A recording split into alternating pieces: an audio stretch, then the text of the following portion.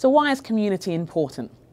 I think for me, one of the best times I've seen community come together was a moment a number of years back when I was hanging with a group of college kids who were passionate, absolutely passionate about seeing their friends come to faith.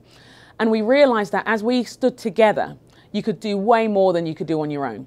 So what they decided one night is part of their way of responding to their longing and their desire for their friends to just get to know something about who Jesus is, what he was, is recognizing their friends were in the club scene and were never going to come to church on a Sunday. They were asleep on a Sunday. So what they decided to do was, as a community, go out together and to be a community who would serve and love the club scene. They chose a particular nightclub, one that was the most popular at the time, and they turn up armed with bottles of water and chocolate. And their desire was this: they wanted people to know Jesus, know his love, but they knew they didn't have much time to say anything.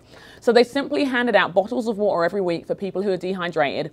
They gave bars of chocolate because apparently everybody loves chocolate, and they would help people get home safely. They'd stop fights.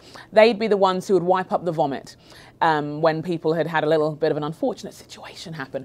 They were the ones who would make sure people got home safely when they were more vulnerable.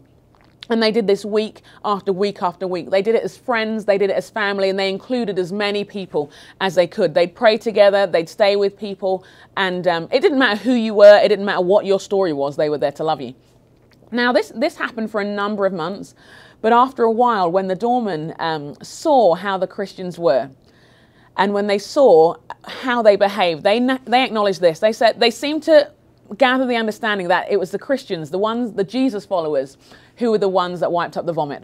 And so they said this. They said, you know, if this is what Jesus is really like, and if this is what he's really about, then my kids need to know your God, and my family needs to know your God.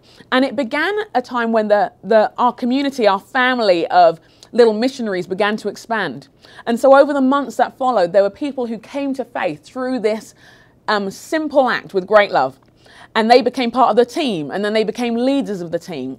But the great thing about it is it wasn't about any particular individual. It really was, this is our family, and we're on a mission together.